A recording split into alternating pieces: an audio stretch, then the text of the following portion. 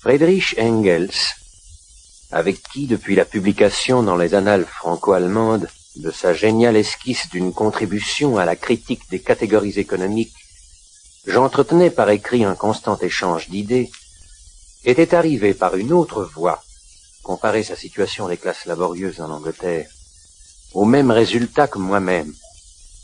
Et quand au printemps de 1845, il vint lui aussi s'établir à Bruxelles, nous résolûmes de travailler en commun à dégager l'antagonisme existant entre notre manière de voir et la conception idéologique de la philosophie allemande. En fait, de régler nos comptes avec notre conscience philosophique d'autrefois. Ce dessin fut réalisé sous la forme d'une critique de la philosophie post-hégélienne. Ma méthode dialectique non seulement diffère par la base de la méthode hégélienne, mais elle en est même l'exact opposé.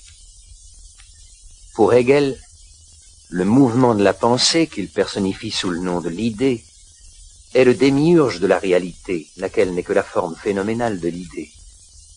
Pour moi, au contraire, le mouvement de la pensée n'est que la réflexion du mouvement réel, transporté et transposé dans le cerveau de l'homme. J'ai critiqué le côté mystique de la dialectique hégélienne il y a près de 30 ans, à une époque où elle était encore à la mode.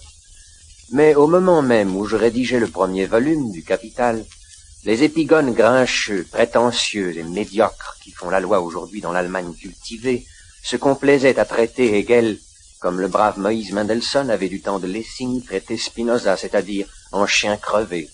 Aussi me déclarai-je ouvertement disciple de ce grand penseur. Et dans le chapitre sur la théorie de la valeur, j'allais même jusqu'à me trouver parfois en coquetterie avec sa manière particulière de s'exprimer. Mais bien que grâce à son quiproquo, Hegel défigure la dialectique par le mysticisme, ce n'en est pas moins lui qui en a le premier exposé le mouvement d'ensemble.